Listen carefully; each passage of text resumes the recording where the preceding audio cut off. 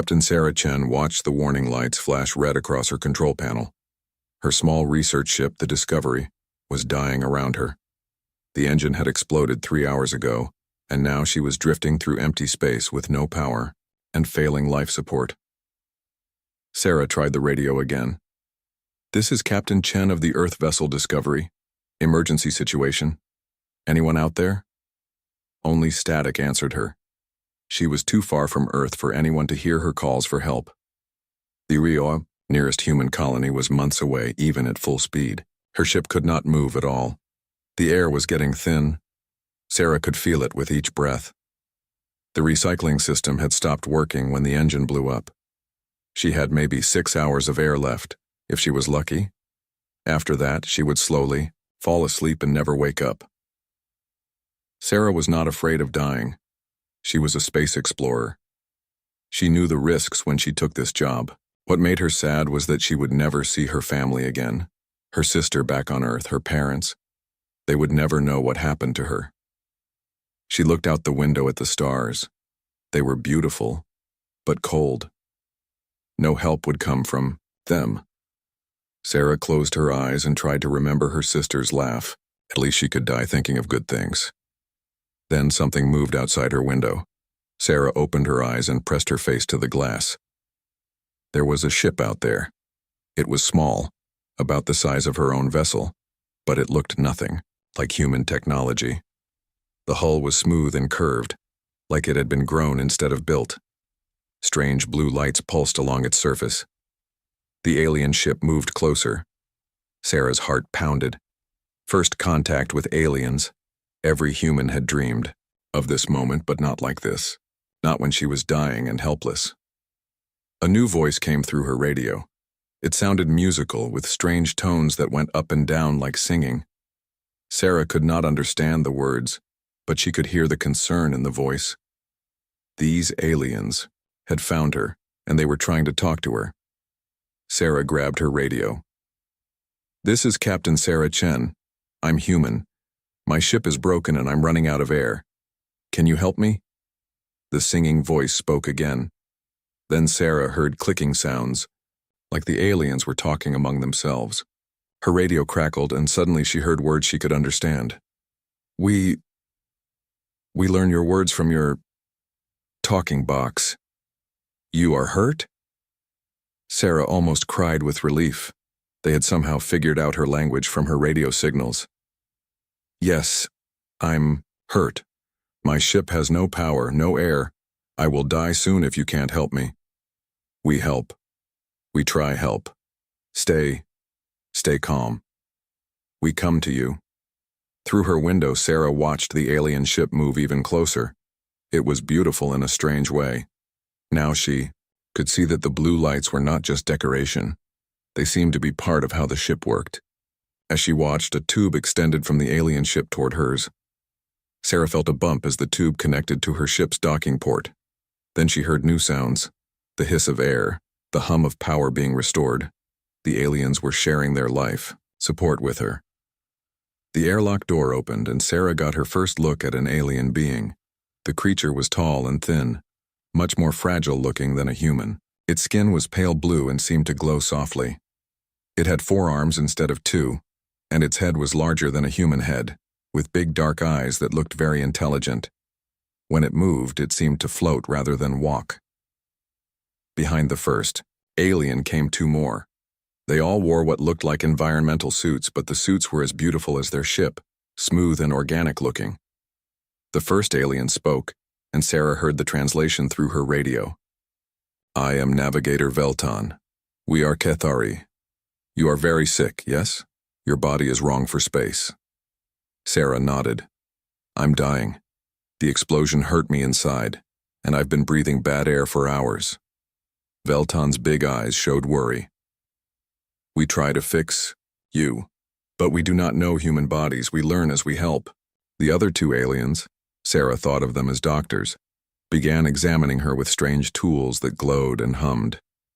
They spoke quickly to each other in their musical language. Sarah could tell they were concerned.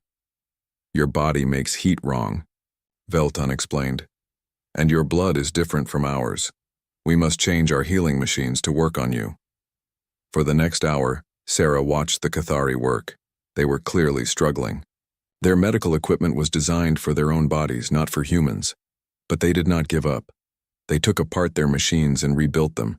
They shared their own medicine with her, even though they did not know if it would help or hurt.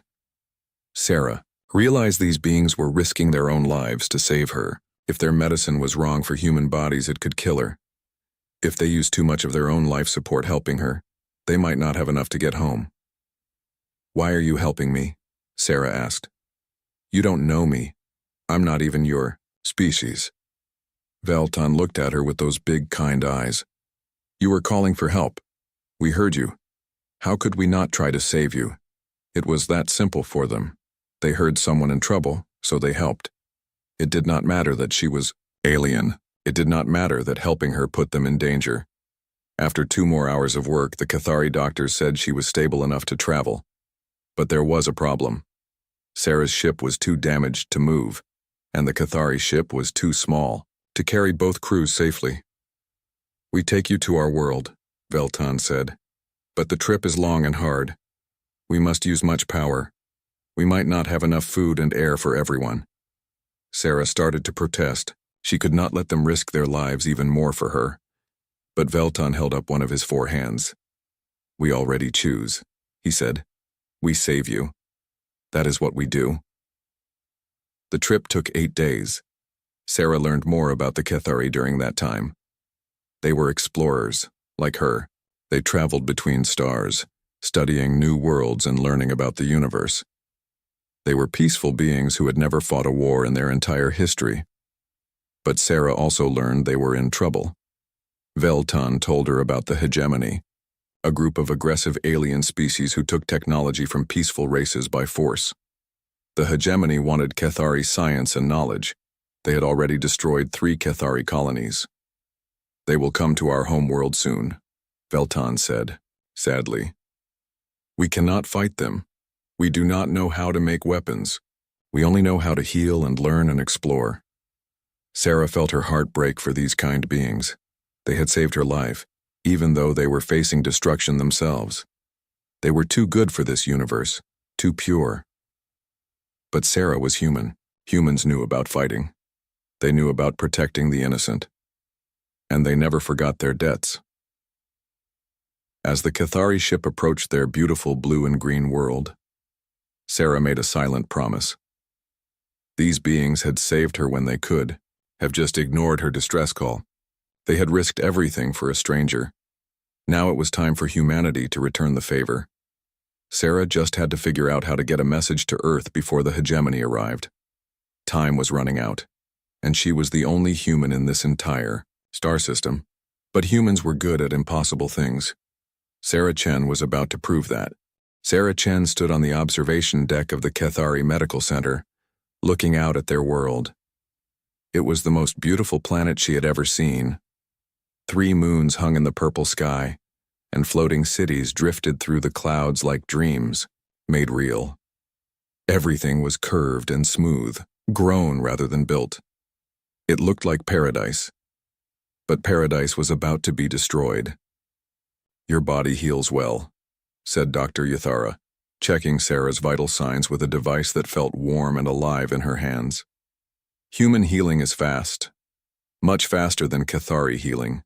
Your people are very strong." Sarah smiled at the gentle doctor. After 2 weeks on this world, she had learned to love the Cathari. They were everything humans tried to be but often failed at. Kind, wise, peaceful, and always willing to help others. Even now, with their own destruction approaching, they spent their time caring for her. "How much time do we have?" Sarah asked. Yathara's large eyes grew sad. "The Council of Minds says perhaps 30 days, maybe 40. The hegemony ships are moving slowly, stopping at each system to take what they want." Sarah had learned about the hegemony over the past weeks. They were not just one species, but 5 different alien races that had joined together under military rule. They conquered peaceful worlds and stole their technology. They enslaved entire populations to work in their war factories. They turned every new discovery into a weapon. The Cathari had something the hegemony wanted very badly: their biotechnology. The Cathari could grow living ships that healed themselves. They could create medicines that worked on any species. They had learned to shape matter at the molecular level, creating anything they needed from basic elements. In the wrong hands, this technology could conquer the galaxy. We could run, Ithara said quietly. Load our people onto ships and find new homes far away. But the hegemony would follow us. They always follow. And we cannot abandon our research. Thousands of years of knowledge. Cures for diseases. Technologies that could help everyone. If the hegemony takes it, they will use it only for war. Sarah nodded. She understood the problem. The Cathari were too good to run away and let evil win, but they were also too peaceful to fight back. They had no weapons, no soldiers, no knowledge of war. Their ships were designed for exploration, not battle. What about asking other species for help? Sarah suggested. We tried, Ithara said. The few peaceful races like us are too weak or too far away. The strong races either fear the hegemony or want to join them. We are alone. But they were not alone anymore. They had Sarah. I need to send a message to my people, Sarah said. Humans know how to fight. We're good at it, maybe too good sometimes, but we use our strength to protect those who cannot protect themselves. Ithara looked hopeful but confused. Your home is very far away. Even if they wanted to help, how could they get here in time? And why would they risk their lives for us? We are strangers to them. Sarah took the doctor's delicate hand in hers. You saved my life when you didn't have to. You risked everything for a stranger. That makes you family to us. Humans always protect family. That evening, Sarah met with the Council of Minds, the leaders of the Cathari people. They gathered in a great hall that seemed to be carved from a single enormous crystal. The walls glowed with soft light, and the air hummed with peaceful energy. Navigator Velton was there, along with 12 other Cathari who led their civilization. They all had the same large, intelligent eyes and the same gentle manner. Even facing destruction, they spoke quietly and calmly. Captain Chen, said Elder Tysandra, the oldest and wisest of the Cathari, we are honored by your presence. You wish to contact your people? Yes, Sarah said. But I need your most powerful transmitter, and I need to send the message in a way the hegemony cannot trace or block. The council exchanged glances. Sarah could tell they were communicating in some way she could not detect. Maybe telepathy or just looks that meant something to their species. We have such technology, Elder Tysandra said slowly. But using it will tell the hegemony exactly where we are. They will come faster. How much faster? Instead of 30 days, perhaps 20. Sarah nodded grimly. That made the choice harder, but it did not change her mind. 20 days might be enough if my people move quickly. Without the message, you have no hope at all. Velton spoke up. Captain Chen, even if your people receive the message, why would they come? We cannot offer them anything valuable. We have no trade goods, no strategic advantages. We are just researchers and explorers who want to live in peace. Sarah stood up, and for the first time since arriving on this world, she let her human nature show. Her voice became hard and strong, and her eyes burned with the fire that had carried humanity to the stars. You saved one of us, she said. When my ship was dying and I was calling for help in the darkness, you heard me. You could have ignored my signals. You could have decided it was too dangerous to help. You could have just felt sorry for me and moved on. Sarah began pacing, her human energy filling the peaceful hall. But you didn't do any of those things. You risked your own lives to save a stranger. You shared your food, your air, your medicine. You brought me into your homes and healed my injuries. You treated me like family from the first moment we met. The Cathari listened, their large eyes following her movements. That means something to humans, Sarah continued. When someone shows that kind of kindness, that kind of courage, we remember it. We don't forget our debts, and we don't abandon people who prove they're worth saving. She stopped pacing and looked directly at Elder Thesiandra. You want to know why humans would risk their lives for you? Because you're the kind of people we want in this galaxy. You're the kind of people who make the universe better just by existing. And if we let the hegemony destroy you, we lose something precious that we can never get back. Elder Thysandra was quiet for a long moment. Then she smiled. The first time Sarah had seen a Cathari show such strong emotion. Very well, Captain Chen. We will send your message. But you must understand, if your people cannot come, or if they arrive too late, you will die with us. Are you willing to take that risk? Sarah thought of her sister back on Earth, her parents, her friends. She might never see them again. But she also thought of Veltan, who had saved her life, of Dr. Ithara, who had healed her injuries, of this entire gentle, wonderful civilization that was about to be wiped out by bullies and killers. Yes, she said, I'm willing to take that risk. 3 hours later, Sarah stood in the communication center of the Cathari capital city. The transmitter was unlike anything humans had built, a living crystal that pulsed with energy and seemed to reach across space with tentacles of light. The message will take 5 days to reach your home, Veltan explained. If they send ships immediately, they could arrive in 12 to 15 days. Sarah nodded and activated the recording device. She had one chance to get this right. One chance to convince Earth to send their entire fleet to save a species they had never met. She took a deep breath and began to speak. This is Captain Sarah Chen of the research vessel Discovery, speaking to Earth Command and the Terran Council. I am alive and well, rescued by an alien species called the Cathari. But I am calling for help. These people saved my life when they could have left me to die in space. Now they face extinction at the hands of a military alliance called the Hegemony.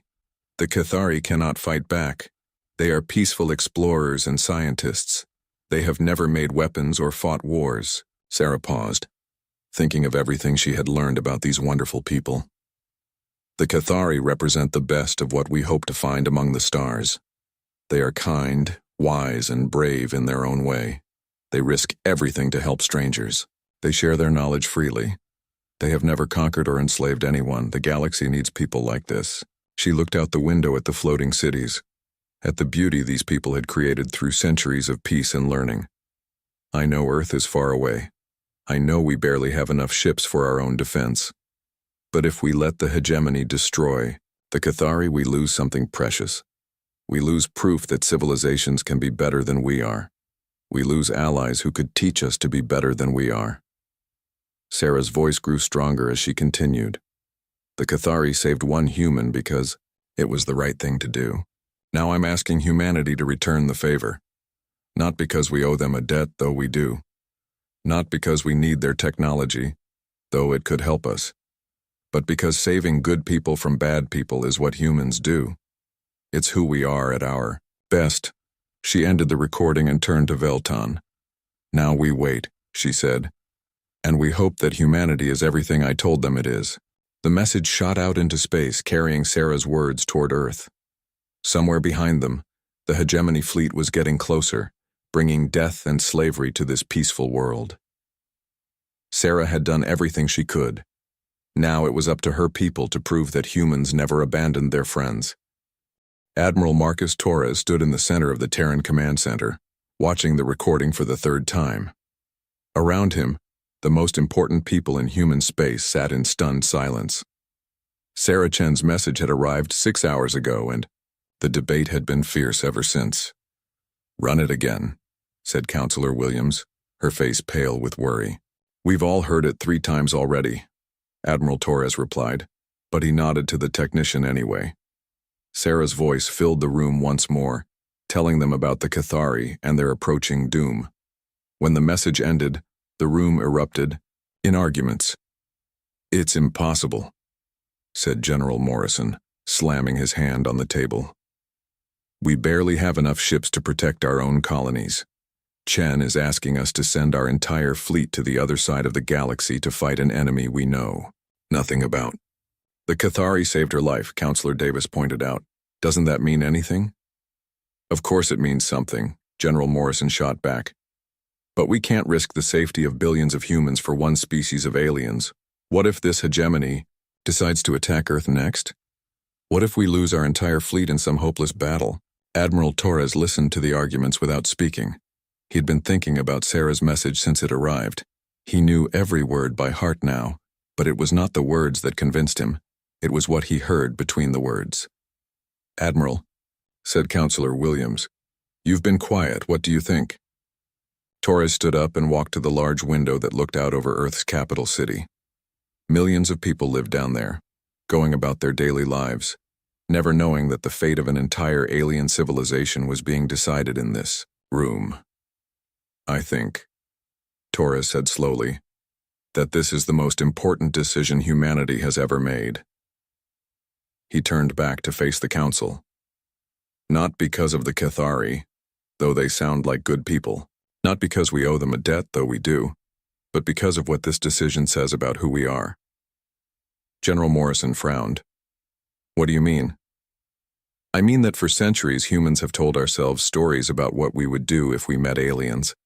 We imagined ourselves as the brave explorers who would make friends with peaceful species and protect them from hostile ones. We dreamed of being the good guys in a galaxy full of conflicts." Torres walked around the table, looking each council member in the eye. "Well, now we get to find out if those stories were true. Here is a peaceful species that saved one of our people. Here is an evil empire that wants to destroy them. Here is our chance to be the heroes we always said we would be." "But the cost," Counselor Williams protested. "We would have to send every available ship, every trained pilot. If we lose, Earth would be defenseless." "If we don't go," Torres replied, "we might as well disband our military right now, because what good is having ships and weapons if we only use them to protect ourselves? What good is having power if we never use it to help others?" The debate continued for hours. Some council members worried about the military risks. Others worried about the cost. Sending the entire fleet would bankrupt the human colonies for years. A few even questioned whether Sarah's message was real, or if it might be some kind of trap. But Admiral Torres kept coming back to one simple fact. The Cathari had saved Sarah when they did not have to. That single act of kindness had started a chain of events that could change the galaxy. "There's something else," Torres said when the room finally grew quiet. "Something we haven't talked about yet." "What's that?" asked Counselor Davis. "This hegemony has been conquering peaceful species for years. The Cathari are just their latest target. If we let them succeed, how long before they come for us? How long before they decide that human technology looks interesting?" The room went silent. Everyone understood what Torres was saying. The hegemony was not just a threat to the Cathari. They were a threat to every peaceful civilization in the galaxy. Better to fight them now, far from Earth alongside allies, Torres continued. Better to stop them while we still can, before they get stronger. General Morrison shook his head. "You're assuming we can win. We don't know anything about their ships, their weapons, their tactics. We could be flying into a massacre." "You're right," Torres admitted. "We don't know if we can win. But I know something else. We can't win if we don't try. And I'd rather die fighting for something good than live knowing I let evil triumph because I was afraid." The vote was close. 7 council members voted to send the fleet, 5 voted against. It was just enough. Within hours, every human military base in the galaxy received the same message. All ships to assemble at Luna Station, Priority Alpha. This is not a drill. Captain Elena Vasquez was commanding a patrol cruiser near the Jupiter colonies when the order came through. She had never seen a Priority Alpha alert before. Her crew gathered on the bridge, confused and worried. "What's going on, Captain?" asked her first officer. "I don't know yet," Vasquez replied, "but we're about to find out." The journey to Luna Station took 3 days. As Vasquez's ship approached Earth's moon, she could not believe what she saw. Ships were coming from everywhere. Military cruisers, cargo haulers that had been fitted with weapons, even luxury yachts that had volunteered for combat duty. Luna Station had never seen so many ships in one place. The orbital facility was designed to handle maybe 50 vessels at once. Now there were over 300, with more arriving every hour. "This is Commander Sarah Mitchell of the battleship Endeavour," came a voice over the radio. "All ship commanders report to Conference Room Alpha for briefing." The briefing room was packed with captains, commanders, and pilots from across human space. Some were career military officers. Others were merchant captains who had volunteered their ships for the mission. A few were asteroid miners who had strapped weapons to their cargo haulers and come to help. Admiral Torres stood at the front of the room, looking tired but determined. Behind him was a large display showing a star map with a route marked in red. "Ladies and gentlemen," Torres began, "thank you all for coming. What I'm about to tell you may sound impossible, but it's true." He played Sarah Chen's message for the assembled captains. The room was dead silent as they listened to her description of the Cathari and their approaching doom. When the message ended, Torres continued, "We have 15 days to get to the Cathari system. It's the longest fleet movement in human history. Many of our ships are not designed for such a journey. Some of you may not make it." A captain near the back raised her hand. "Admiral, with respect, why should we risk everything for aliens we've never met?" Torres had expected this question. He had asked it himself many times over the past few days. "Because," he said, "this is our chance to prove that humans are more than just another violent species fighting for resources. This is our chance to show the galaxy that we stand for something better." He walked closer to the assembled captains. The Cathari could have ignored Sarah's distress call. They could have decided it was too dangerous to help, but they didn't.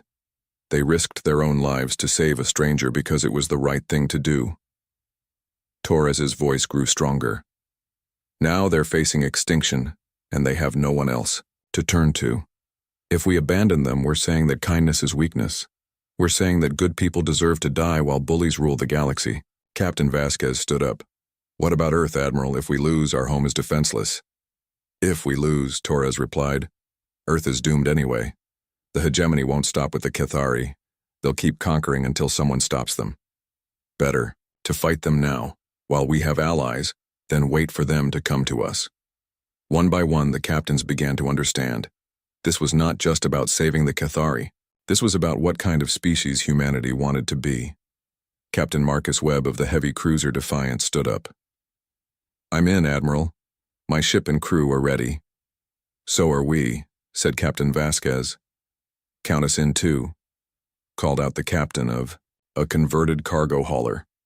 Soon the entire room was standing, pledging their ships and crews to the rescue mission. Torres felt a surge of pride in his species.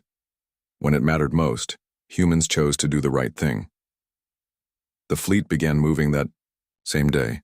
347 ships of every size and type carrying the hopes of two civilizations. It was the largest fleet humanity had ever assembled, and it was heading into unknown danger to save people they had never met. As Earth fell behind them, Admiral Torres stood on the bridge of his flagship, looking at the stars ahead. Somewhere, out there, Sarah Chen was waiting with the Cathari for help that might never come. Somewhere out there, the hegemony was closing in on their next victims. Torres activated the fleet-wide communications. "All ships, this is Admiral Torres. We are now committed to this course. There is no turning back. In 15 days, we will either save the Cathari civilization or die trying. Either way, we will show the galaxy what humans are made of." The fleet pushed through hyperspace at maximum speed, racing against time. Behind them, Earth held its breath. Ahead of them, a small blue world waited for salvation. Sarah Chen had asked humanity to prove that they were everything she said they were. Now they would find out if her faith in her people was justified. The galaxy was about to learn what happened when someone threatened a friend of humanity. They would learn that humans never forgot their debts. They would learn that humans always came back for family. And they would learn that anyone who saved one Sarah Chen stood in the Cathari war room, though calling it a war room felt wrong. These gentle people had never planned for war. Their beautiful crystalline chamber had been hastily converted from a place where they discussed exploration missions into a place where they planned for survival. The hegemony fleet dropped out of hyperspace 1 hour ago, reported Scout Captain Velton, his normally calm voice tight with worry. 230 ships. They are moving toward our world slowly, scanning everything. Sarah studied the display that showed the approaching enemy fleet. The hegemony ships looked nothing like the elegant Cathari vessels. They were angular, aggressive, covered in weapons and armor. They looked exactly like what they were, tools of conquest and destruction. How long until they reach the planet? Sarah asked. 6 hours at their current speed, replied Elder Tysandra. They are taking their time. They want to study our defenses before they attack. Sarah almost laughed, but there was no humor in it. The Cathari had no defenses. Their ships were designed for exploration, not fighting. Their cities had no shields or weapons. They had lived in peace for so long that they had forgotten how to prepare for war. We need to change that, Sarah said. 6 hours is not much time, but it's enough to give them a surprise. Over the past week, since the hegemony fleet had been detected approaching their system, Sarah had worked with the brightest Cathari scientists to prepare for this moment. It had been like trying to teach mathematics to artists or poetry to engineers. The Cathari understood energy and matter and living systems, but they had never thought about using that knowledge to hurt people. Sarah had to teach them. "Show me what we've prepared," she said. Dr. Yathara activated a new display. "We have converted 12 exploration ships into weapons platforms. It was difficult. Our people do not like to think about causing harm, even to those who wish to harm us." Sarah nodded. She understood their reluctance. These people were so peaceful that even preparing to defend themselves felt like betraying their nature. But sometimes good people had to do hard things to protect what mattered. "What about the orbital stations?" Sarah asked. "We have equipped them with disruption fields," said Engineer Cole West. "They cannot stop the hegemony ships, but they might confuse their sensors and targeting systems. And the ground defenses? We have hidden our most important research facilities underground," reported Civil Coordinator Merlin. "If the surface cities fall, our knowledge will survive. Maybe someone will find it someday and use it for good instead of evil." Sarah felt her heart break a little. Even facing destruction, the Cathari were thinking about how to help future generations. They could not imagine that they might actually survive this attack, but Sarah could imagine it. She had to. "There's something else," she said. "Something I haven't told you about yet." The Cathari leaders looked at her with their large, trusting eyes. They had put their faith in this strange human who had dropped into their lives, and Sarah felt the weight of that trust. "I sent a message to my people 2 weeks ago. I asked them to come help you." Elder Thysandra blinked slowly. "Your people? But they are so far away. Even if they wanted to help us, they could not arrive in time." "Maybe," Sarah admitted. "Maybe not. Humans are stubborn. When we decide to do something, we find a way to do it, and we don't abandon our friends." Velton tilted his head. "You truly believe they will come?" Sarah thought about Admiral Torres, whom she had served under years ago. She thought about the human colonies that had sent rescue ships across impossible distances to save stranded crews. She thought about her own species' long history of standing up to bullies, even when the odds were hopeless. "Yes," she said, "I believe they will come. But we have to survive long enough for them to get here. We have to hold out." The first hegemony ships entered orbit around the Cathari homeworld 3 hours later. Sarah watched from the command center as the enemy fleet took positions above their cities. The alien warships were massive, each one larger than anything the Cathari had ever built. "Incoming transmission," reported Communications Officer Dex Iron. The main display showed the bridge of a hegemony ship. The creature speaking was one of the Vortak, a reptilian species with scales like armor and eyes like black holes. Behind him, Sarah could see other hegemony species, the insectoid Skexri, the mechanical Rengol, and others she did not recognize. "Cathari of this world," the Vortak commander spoke, his voice like grinding stone. "I am War Captain Grixoth of the hegemony fleet. You have something we want. Your biotechnology will serve the hegemony well." Elder Thysiandra stepped forward, her gentle voice carrying clearly through the transmission. War Captain, we greet you in peace. Our knowledge is freely shared with all who ask. You do not need to take it by force. Grixoth laughed, a harsh sound that made several Cathari flinch. Freely shared? We do not want your charity, plant growers. We want your surrender. Give us your technology and your scientists, and we will allow your people to live as workers, in our minds. And if we refuse?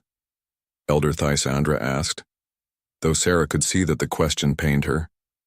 Then we will take what we want from the ruins of your cities. Choose quickly. You have 1 hour. The transmission ended, leaving the command center in silence. We cannot surrender, said Dr. Yathara quietly. If the hegemony gets our biotechnology, they will use it to conquer other peaceful worlds. The death and suffering would be enormous. But we cannot fight them either, said Veltan. Look at their fleet. Look at our ships.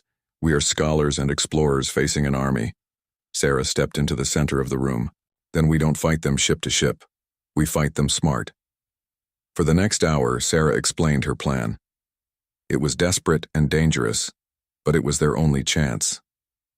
The Cathari listened with growing amazement as this human outlined tactics they had never imagined. You want us to trick them? Asked Engineer Colwest. Humans call it guerrilla warfare, Sarah explained. When you can't win by being stronger, you win by being smarter. You hit the enemy where they don't expect it, then disappear before they can hit back. When the hour was up, Elder Thysandra sent their reply to War Captain Grixoth.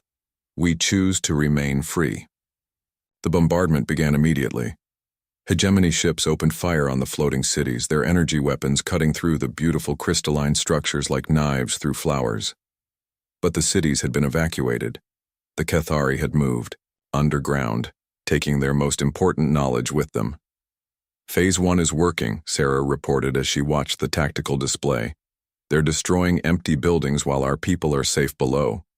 But Phase 1 was just the beginning. As the hegemony ships moved closer to the planet to increase their bombardment, Sarah's converted Cathari ships struck from hiding places among the moons and asteroid fields. The attacks were quick and precise. A converted research vessel would appear behind a hegemony ship, fire its new weapons at the engine section, then disappear back into hyperspace before the enemy could respond. Another ship would target the communication arrays of a different vessel, cutting it off from the fleet. Impossible, roared War Captain Grixoth over the communications channel. These are explorers. They do not know how to fight. But they were, learning fast. Under Sarah's guidance, the Cathari discovered they had a natural talent for the indirect approach. Their ships were fast and maneuverable. Their knowledge of the local system was perfect. And their ability to coordinate without radio communications, something Sarah still did not fully understand, made them unpredictable. For 6 days, the siege continued. The hegemony fleet grew more frustrated as their overwhelming advantage was slowly chipped away by an enemy they could not pin down. They had come expecting easy conquest and found instead a war of shadows and surprises. But Sarah knew they could not hold out forever. The Cathari were not warriors, and the strain was showing. They had lost 3 of their converted ships, and several more were badly damaged. Worse, the hegemony was learning to adapt to their tactics. Sarah, said Veltan, entering the command center with exhaustion clear in his large eyes. Our attack on the hegemony supply convoy failed. They were waiting for us. We lost the research vessel Gentle Current and all hands. Sarah closed her eyes. 15 Cathari had died on that ship. 15 gentle souls who had never wanted to hurt anyone. They had died because Sarah had asked them to fight. How many ships do we have left, she asked. 7 that can still fight. The others are too damaged. 7 ships against over 200. Sarah felt despair creeping into her heart. They had done their best, but it was not enough. The hegemony was simply too strong. There's something else, Veltan said quietly. War Captain Grixoth has threatened to start executing civilian prisoners if we don't surrender. He has captured 300 of our people from the outer settlements. Sarah felt rage burn through her. These monsters were not content with military conquest. They wanted to break the Cathari spirit by threatening innocents. How long do we have? She asked. He says one day, if we don't surrender by tomorrow, he will start killing 10 prisoners every hour until we do. Sarah Chen stood in the ruins of what had been the most beautiful command center in the galaxy. Broken crystal covered the floor, and smoke drifted through holes in the walls where hegemony bombardment had found its mark. She clutched a portable scanner in her hand, still searching the empty space at the edge of the system. Nothing. Just stars and darkness. Sarah, said Velton, his voice heavy with defeat. It is time. War Captain Grixoth will begin executing prisoners in 1 hour. If we do not surrender. Sarah looked around at the remaining Kithari leaders. Elder Thysandra sat with her head bowed, her normally glowing skin dim with exhaustion. Dr. Yathara tended to wounded civilians who had been caught in the latest bombardment. Engineer Call West worked frantically to repair their failing defenses, but everyone knew it was hopeless. They had fought for a week with courage that surprised even Sarah. These gentle people had learned to be warriors when they had no choice. But 7 damaged ships could not hold off an entire fleet forever. Maybe, Sarah said quietly, maybe my people couldn't make it in time. Maybe the distance was too great, or they couldn't spare the ships. She felt like she was betraying her own species by saying it, but the evidence was clear. The sensors showed no sign of approaching human ships. Earth had either decided not to come, or they would arrive too late to matter. You did everything you could, Elder Thysandra said, lifting her head to look at Sarah with those large, kind eyes. You taught us to fight. You gave us hope. You showed us that there are good people in the galaxy who will stand up to evil. That knowledge will survive, even if we do not. Sarah wanted to scream. These people were too good for this universe. They deserved to live, to continue their peaceful exploration of the stars, to share their knowledge and kindness with other species. Instead, they would be enslaved or killed because they had been generous enough to save one lost human. I should surrender myself, Sarah said suddenly. Tell Grixoth that I'm the one who taught you to fight. Maybe he'll leave you alone if he gets the human who caused him so much trouble. No, said Velton firmly. We will not trade your life for a few more hours of freedom. We stand together, or we fall together. Sarah felt tears in her eyes. Even facing the end, the Kithari were thinking about protecting others instead of themselves. The communication system crackled to life. War Captain Grixoth's ugly face appeared on the damaged display screen. Well, plant growers, have you decided to be reasonable? I have 300 of your people ready to die for your stubbornness. Their blood will be on your hands if you do not surrender now. Elder Thysandra stood slowly, preparing to give the surrender that would doom her people to slavery. Sarah closed her eyes, unable to watch the moment when evil triumphed over good. Then Engineer Cole West screamed, Contact! Multiple contacts on long-range sensors. Ships dropping out of hyperspace at the system edge.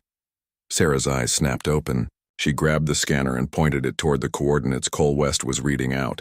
For a moment, she saw nothing. Then space began to fill with ships. Dozens of ships. Hundreds of ships. More ships than Sarah had ever seen in one place. Human ships, she whispered, then louder. Human ships. It's the Earth fleet. The Kithari command center erupted in amazed voices. On the display, War Captain Grixoth was shouting orders to his officers, demanding to know where these new ships had come from. Sarah activated the human communication frequencies and heard the most beautiful sound in the galaxy, Admiral Torres's voice. This is Admiral Marcus Torres of the Terran Fleet, broadcasting to all ships in this system. We are here for Captain Sarah Chen and the Kithari people. Any hostile forces in this area have one chance to withdraw peacefully. Sarah grabbed the microphone with shaking hands. Admiral Torres, this is Sarah Chen. The Kithari are under attack by a force called the Hegemony. 200+ ships, heavily armed. They've taken prisoners. Copy that, Captain Chen. We see them. Message 2. Hegemony forces. You have something that belongs to us. Stand down and release all prisoners immediately. War Captain Grixoth's image reappeared on the Kithari screens. His reptilian features were twisted with rage and confusion. What is this? Who are these new ships? This system is under hegemony control. Admiral Torres's reply came over all frequencies. This system is under the protection of the human colonial fleet. You are in violation of interstellar law and common decency. Withdraw immediately or face the consequences. Grixoth laughed, though it sounded forced. Humans? I have never heard of your species. You cannot threaten the hegemony with 200 ships. 200? Torres sounded amused. Who said anything about 200? On the long-range display, more ships continued to drop out of hyperspace. The human fleet kept growing. 300 ships, 400, 500. Every vessel that Earth could spare, every cargo hauler that could mount weapons, every volunteer ship that had answered the call. Impossible, Grixoth breathed. No one has fleets this size. No one risks everything for strangers. You're about to learn something about humans, Torres replied. We don't like bullies. And we really don't like people who threaten our friends. The human fleet began moving toward the planet, their formation perfect despite the different types of ships. Sarah watched in amazement as Earth's entire Space Force advanced to save people they had never met. Admiral, she radioed, the hegemony has taken Cathari prisoners. They're threatening to execute them. Not on my watch, Torres replied grimly. All ships, this is Admiral Torres. Priority 1, secure those prisoner transports. Priority 2, disable hegemony weapons. Priority 3, send them home crying to their mothers. What followed was the most one-sided battle in galactic history. The hegemony had expected to fight the Cathari, peaceful explorers with no military experience. Instead, they faced humanity, a species that had been perfecting the art of war for thousands of years. Human ships moved with deadly precision, their crews trained in tactics the hegemony had never encountered. They used the asteroid belt as cover, appearing from behind rocks to strike and vanish. They coordinated their attacks with split-second timing, overwhelming individual hegemony ships before moving to the next target. Most importantly, they fought with a fury that surprised everyone, including Sarah. These humans had traveled across the galaxy to protect strangers, and they were taking the job personally. Human ship, this is Hegemony Cruiser Dominator, came a panicked voice over the radio. We surrender, we surrender. Surrender accepted, replied Captain Vasquez of the cruiser Independence. Cut your weapons and prepare to be boarded. And if you've hurt any of those prisoners, we're going to be very unhappy with you. One by one, hegemony ships either surrendered or fled the system. Those that tried to fight found themselves outnumbered and outgunned. The humans had brought everything: battleships, fighters, converted cargo vessels bristling with improvised weapons. It was not a battle. It was a rescue mission with extreme prejudice. War Captain Grixoth's flagship tried to run, but 3 human cruisers cut off his escape route. This is not possible, he raged over the open channel. No species risks their entire fleet for aliens they do not know. Admiral Torres's reply was calm and certain. You saved one of ours. That makes you family. And humans always come back for family. Within 6 hours, the hegemony fleet was destroyed or scattered. The prisoner transports were secured, and every captured Cathari was freed unharmed. The bullies who had terrorized peaceful species for decades had met their match in humanity's stubborn refusal to let evil win. Sarah stood on the observation deck of Admiral Torres' flagship, looking down at the Cathari homeworld. The floating cities were rising from their hiding places, their crystal spires gleaming in the light of 3 moons. Cathari and human ships worked together to repair the damage from the siege. I can't believe you came, she said to Torres. The whole fleet, everything Earth had. Torres smiled. Did you really think we wouldn't? You sent us a message about people who saved one human life because it was the right thing to do. What did you expect us to do? Send a thank you card? But the risk, Sarah protested. If you had lost, Earth would have been defenseless. If we had stayed home, Torres replied, we would have lost something more important than ships. We would have lost our souls. Below them, Cathari and human engineers worked side by side, sharing technology and ideas. The Cathari biotechnology that the hegemony had wanted to steal was being freely given to humans, while human defensive systems were being installed around Cathari worlds. What happens now? Sarah asked. Now we make sure this never happens. Again, Torres said. The Cathari are under human protection. Any species that threatens them will answer to us, and we're going to find other peaceful civilizations that need help. The galaxy has been ruled by bullies for too long. Velton approached them, his usually graceful movements slightly clumsy in the human ship's gravity. Captain Chen, Admiral, Torres, the Council of Minds wishes to thank you. We do not understand why your people risked so much for strangers. Sarah and Torres exchanged glances. How could they explain humanity to people who had never known cruelty or hatred? Because, Sarah said finally, you showed us what we want to be. When you saved my life, you proved that kindness still exists in the universe. We,